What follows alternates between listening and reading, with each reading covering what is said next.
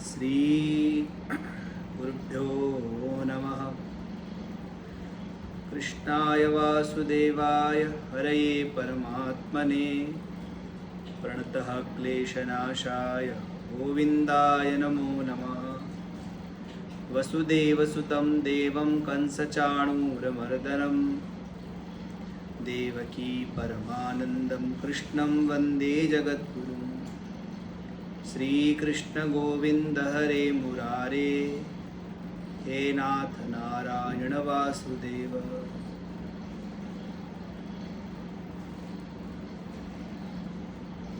गोविंद भुज गुप्तायां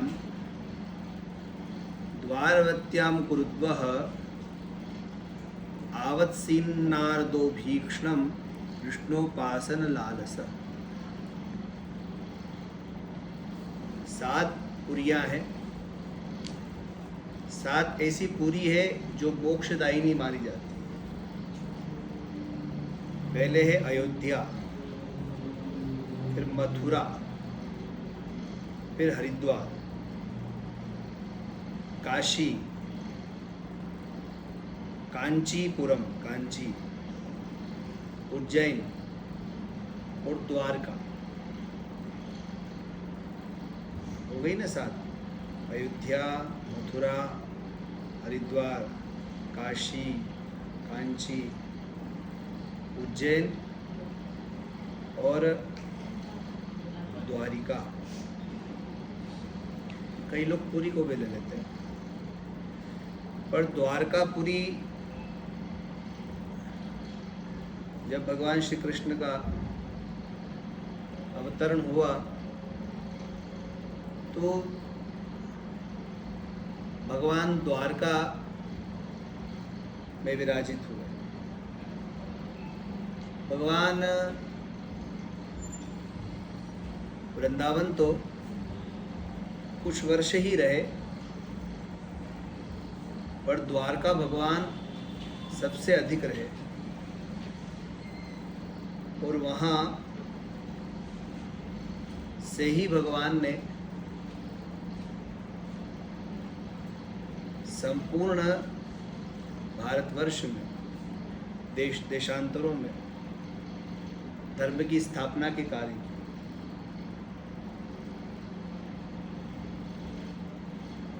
द्वारकापुरी भगवान की बड़ी सुरम्य नगरी थी। उसकी रक्षा स्वयं सुदर्शन चक्र करता था और भगवान की भुजाओं से ही वो सुरक्षित थी।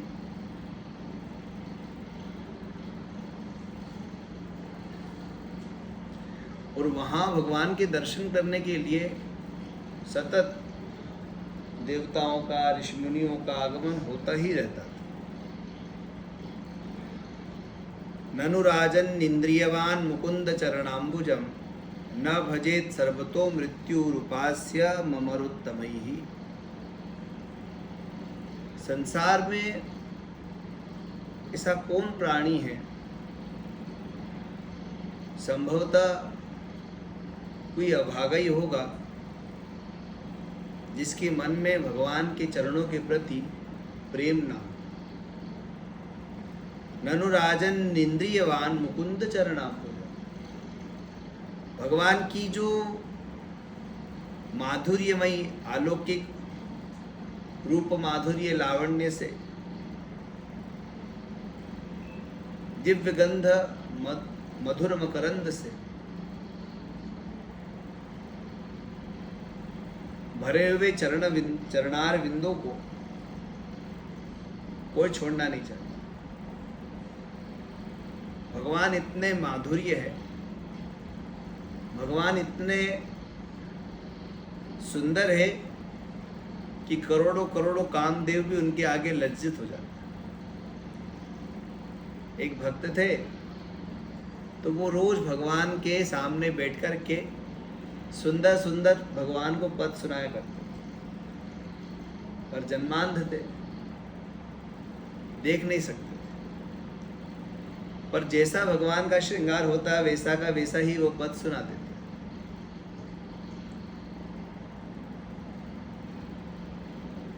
तो पुजारी जो थे वो सोचते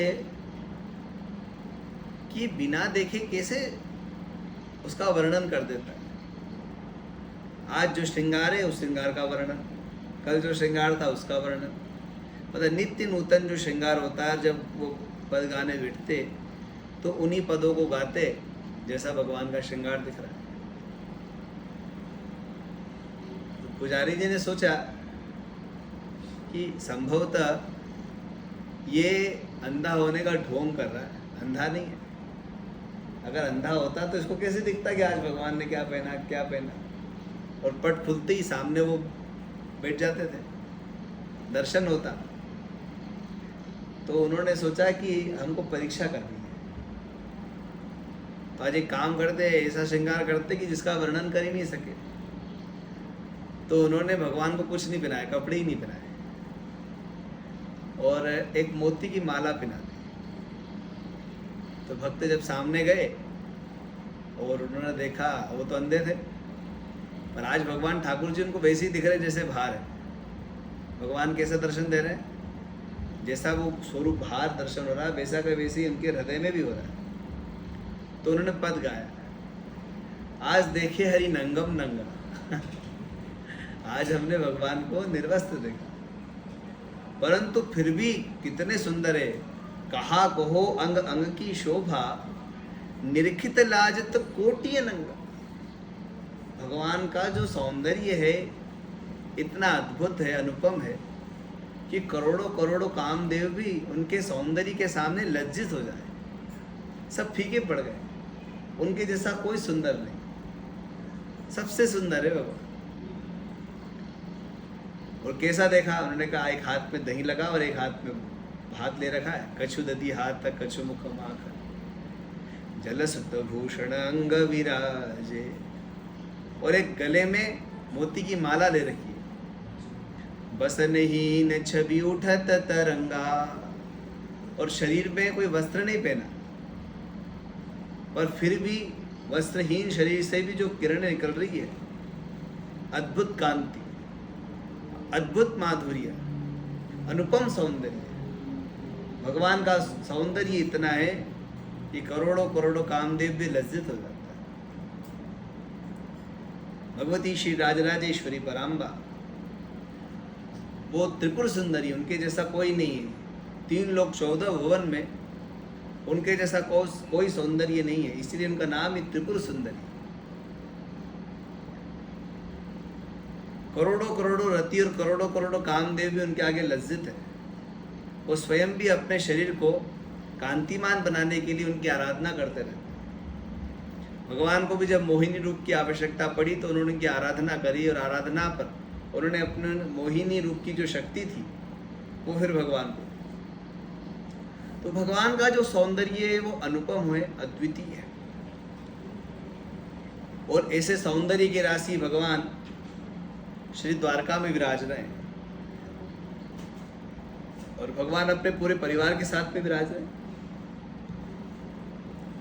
और भगवान का दर्शन करने के लिए ऋषि मुनियों का आवागमन सतत होता रहा। उसी श्रृंखला में एक दिन उनके यहाँ नारद जी आए। नारद जी जब आए तो भगवान से मिले, और भगवान से मिलने के बाद में भगवान के जो संबंधी थे उनसे मिले, उनके पिता से मिलने गए। तो उनके पिता ने, वसुदेव जी ने, देवर्षि नारद जी को प्रणाम करके ये पूछा कि आप तो मेरे कल्याण की बात आप मुझे बताइए। तो नारद जी बोले, भाई कल्याण स्वरूप परमात्मा स्वयं आपके पास में, अब आपको क्या जरूरत है? उनका नहीं, अभी मेरा इनके प्रति पुत्र का भाव बना हुआ है। मैंने पूर्व जन्म में साधना करी तो यही मांगा कि आप मेरे पुत्र बन के आओ। प्रभु ने मेरी बात रख ली, इस जन्म में मुझे पिता बनने का अवसर दिया, परंतु अब मैं वो दिव्य ज्ञान तत्व सुनना चाहता हूँ जिससे मुझे मोक्ष की प्राप्ति हो जाए। तो उसी संदर्भ में देवर्षि नारद जी ने नवयोगीश्वरों का संवाद भगवान के पिता वसुदेव जी को सुनाया। राजा नीमि को जो नवयोगीश्वरों ने जो उपदेश दिया, उसी उपदेश को देवर्षि नारद जी ने वसुदेव जी को सुनाया था।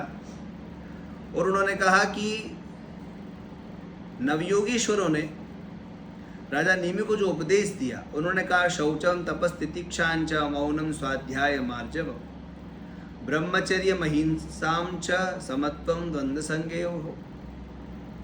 पवित्र की शरीर की शुद्धता, शरीर शुद्ध रहना चाहिए।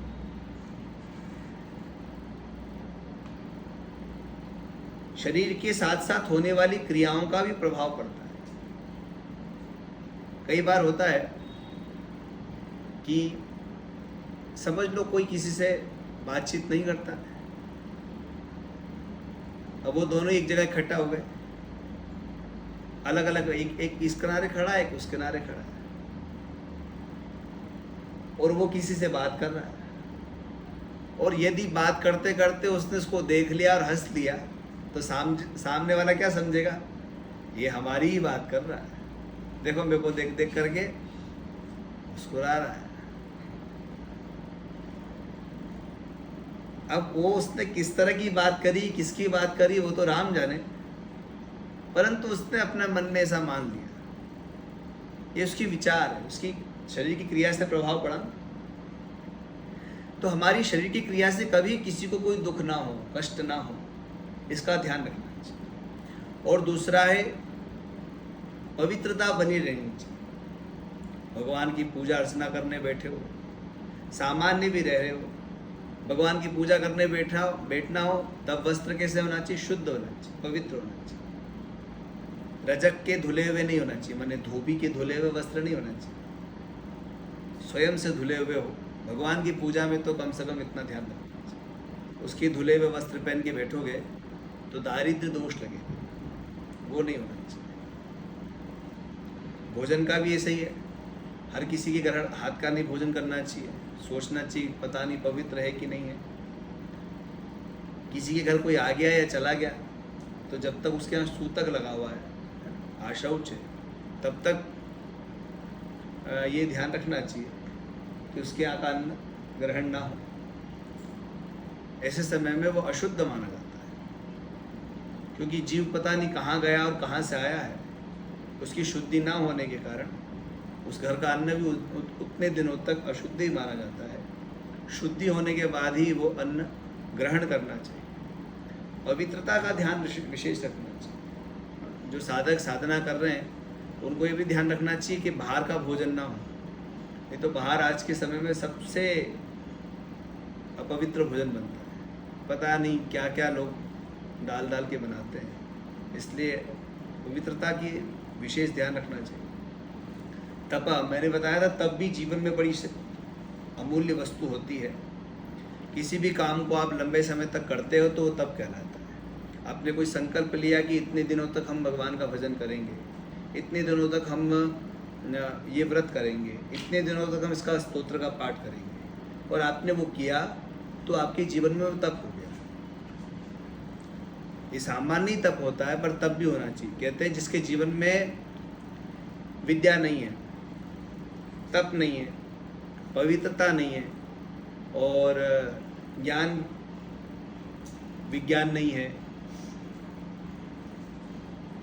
जिसके जीवन में शीलता नहीं, शीलता भी बड़ी चीज़ होती है। बड़ों से कैसे बात करना, छोटों से कैसे बात करना, क्या बोलना क्या नहीं बोलना, इसका भी ज्ञान होना चाहिए।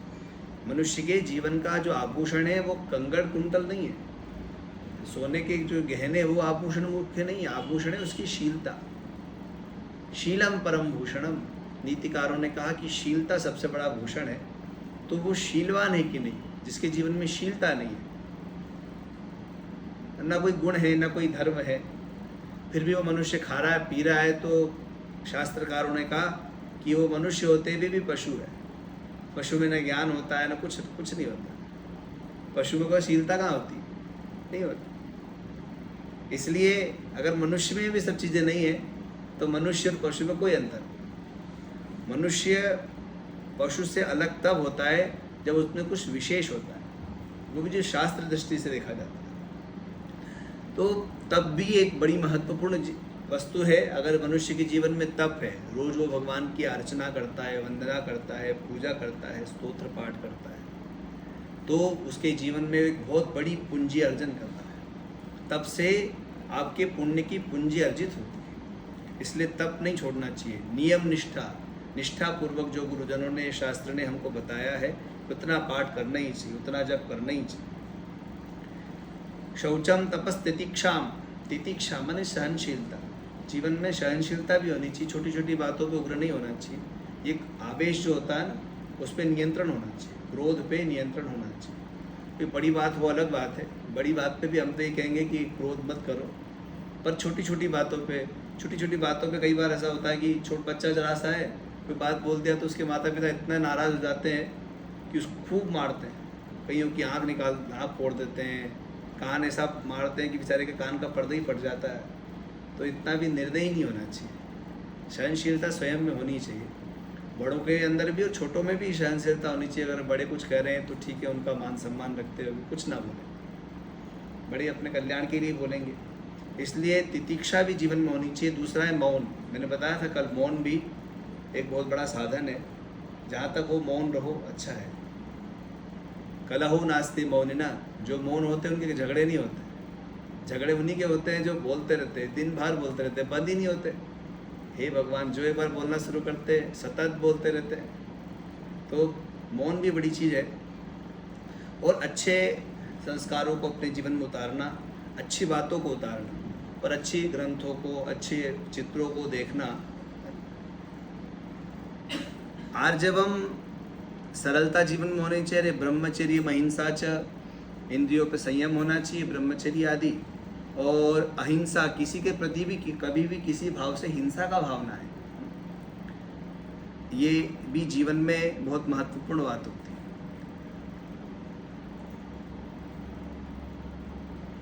ऐसी कोई जगह नहीं है जहां परमात्मा ना हो। सर्वत्रात्मेश्वरान वीक्षाम कैवल्य मनिकेतता।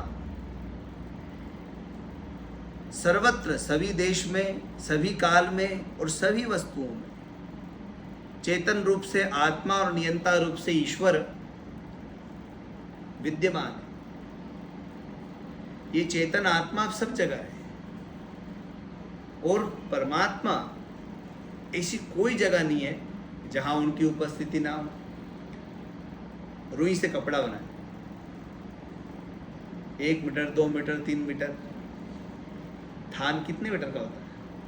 लगभग 12 मीटर का होता है, 12 से ज़्यादा ही होता है।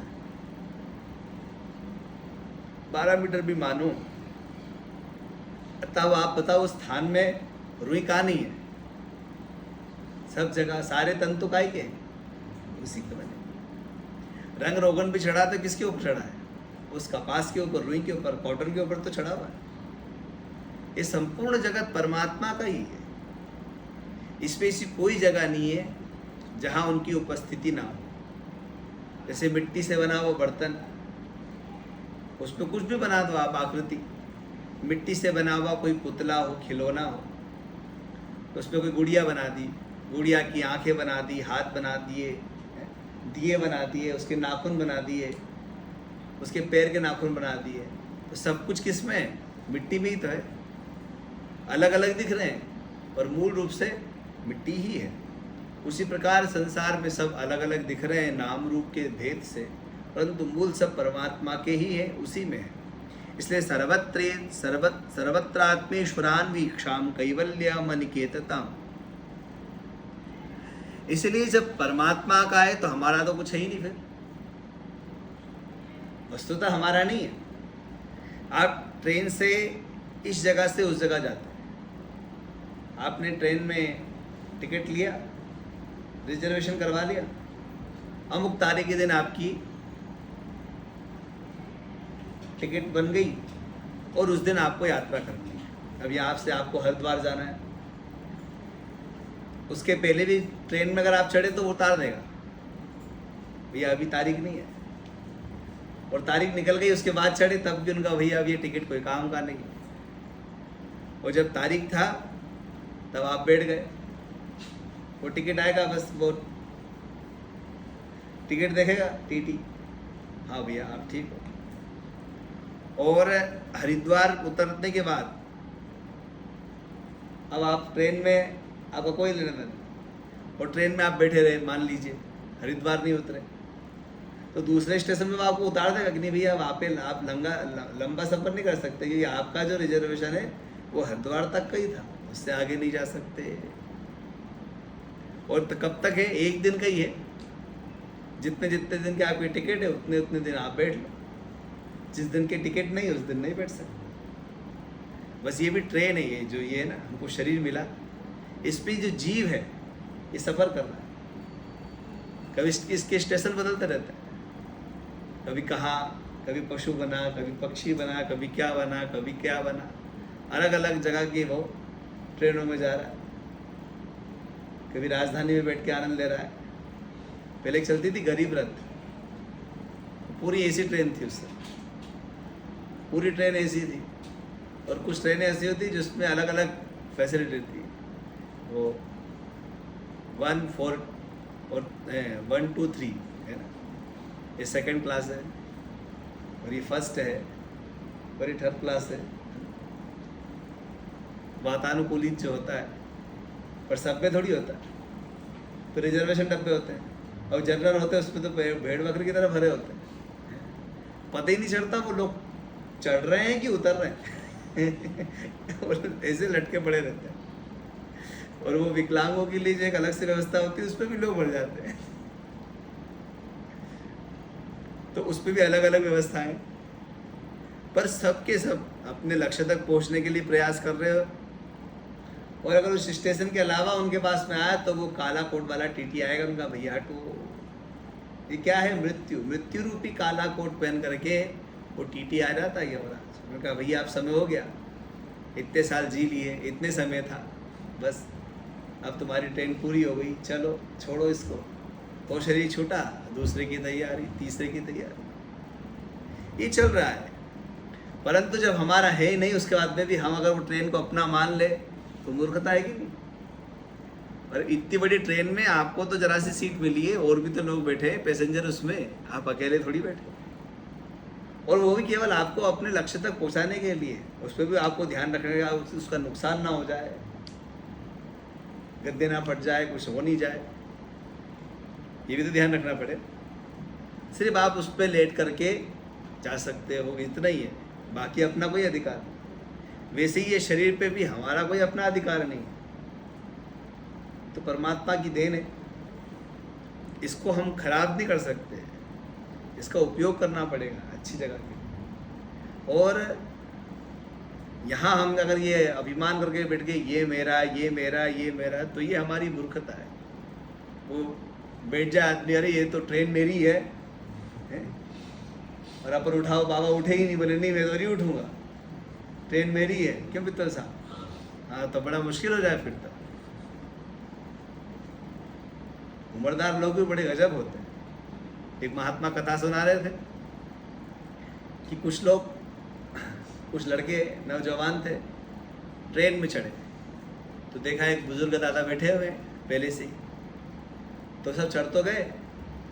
तो उनमें से एक ने बोला भाई अपने पास पे टिकट तो ही नहीं है, बट टीटी आया तो अपन क्या दिखाएंगे। तो उन्होंने कहा काम करते सब पैसा इकट्ठा कर लेते हैं। तो उनका जो हेड था उसने सबसे पैसा इकट्ठा कर लिया और अपनी जेब में रख लिया। और उसने फिर अपना मस्तिष्क चलाया और कहा कि अपन क्यों पैसा देंगे, ये बाबा बैठा ना, कह देंगे। तो उन्होंने क्या कह देंगे, अपने काम करते ट्रेन खींच देते हैं, ये चेन खींच देते हैं, ट्रेन रुक जाएगी। तो उनका किसका नाम लेंगे, क्योंकि इस पर जुर्माना है 500 रुपये। तो उनका डोकरे का नाम ले देंगे कि ये बैठा था, इसने खींची है। और वो खुद ही गए, पुलिस वालों को बुला लाए, टीटी को बुला लाए, पुलिस वालों को बुला लाए। उन्होंने कहा ये बाबा ने खींची, बाबा ने खींची। तो बेचारे डोकरे का नाम ले दिया उन्होंने कि ये इसने खींची। अब वो हाथ पैर जोड़ रहा था उनके कि मेरा नाम मत लेना, मेरा नाम मत लेना। और वो मस्करे थे, उन्होंने मारे नहीं। तो वो बाबा भी रंगीन थे, पुराने ज़माने का जो ठहरा। कभी कभी वृद्धावस्था में पता लग जाता है कि जवानी में क्या रहे होंगे। खंडर बताता है महल आलीशान तो वो भी कोई कम थे नहीं। उनका क्यों भाई, क्यों खींची तुमने चेन? क्या करूं महाराज, मेरे पैसे ले लिए इन लोगों ने। बोले देखो इसकी जेब में रखे हुए उसी के पैसे थे, वो ले लिए वो भी बड़े समझदार थे, चालाक। हम कहना ही चाह रहे हैं कि जीवन में अपना कुछ नहीं है। इस देह को मैं मानना सबसे बड़ा यह पाप है। सब पापों का शिरोमणि पाप यही है कि मैं शरीर हूँ। अरे हमारा शरीर है ही नहीं, शरीर यही रह जाएगा, वो मैं पता नहीं कहाँ चला गया। हम तो कुछ अलग ही है, नित्य शुद्ध बुद्ध अखंड अद्वितीय है। उसका भान जीव को नहीं हो रहा है। जीव को अभी तक केवल मैं रमेश हूँ, महेश हूँ, गणेश हूँ, दिनेश हूँ, सुरेश हूँ, ये भान होता है। ये तो सब शरीर है। इसके अंदर रहने वाला जो चैतन्य है वो शुद्ध है। उस शुद्ध चैतन्य को समझना है। सर्वत्रात्मेश्वरान वीक्षाम कैवल्य मनिकेतताम विविक्त चीर वसनम संतोषम येन केनचित्। जब हमको पता लग जाएगा कि ये मैं नहीं हूं, ये मैं ही तो है जो दुख का कारण बन रहा है। महाभारत काय के लिए हुई? मेरे और तेरे के लिए। मामका पांडवाश्चैव किम कुर्वत संजय। वेद व्यास जी ने प्रारंभ भी यहीं से किया, मेरा और तेरा। महाभारत युद्ध हो रहा है कुरुक्षेत्र में, और धृतराष्ट्र संजय से कह रहे हैं, संजय बताओ मेरे और पांडु के बच्चों के बीच में क्या हो रहा है। और वो बताता गया और पूरी महाभारत। इसका मूल कारण क्या है? मेरा और तेरा। मेरा जो है कितना ही बिगड़ा हो ठीक है, और तेरा जितना ही सुधरा हो खराब ही है। हमारा माल अच्छा, दूसरे का माल खराब, हम अच्छे सब खराब। ये जो भावना है यही तो है। और जहाँ मेरा हुआ तो राग हो गया, और तेरा हुआ तो द्वेष। धृतराष्ट्र अपने बच्चे के लिए इतना अंधा हो चुका था, सब लोग समझाते रहे कि दुर्योधन ठीक नहीं है, दुर्योधन ठीक नहीं है, पर मानने को तैयार। पुत्र मोह वो नहीं छूटा। और पांडव ठीक थे, फिर भी पांडवों के प्रति वो भाव नहीं बना, क्योंकि मेरा मानने के बाद तो उसमें हम कोई कमी देखेंगे नहीं, और जो दूसरे का है उसमें हमको कोई प्रेम होगा नहीं। और ये शरीर भी क्या है, इसको हम मैं मान लेते हैं, और मेरा मानने के कारण इसके अंदर की कमियां हमको नहीं दिखती। इससे होने वाले जो नुकसान है उसके विषय में हम समझ नहीं पाते। उसी को समझाने के लिए नवयोगीश्वर अपने विचारों को रख रहे हैं। आज इतना ही करेंगे, है ना?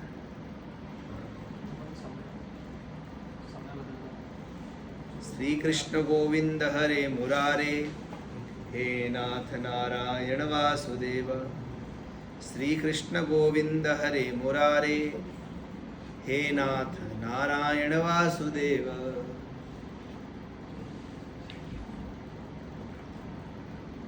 ऐसा लिया है।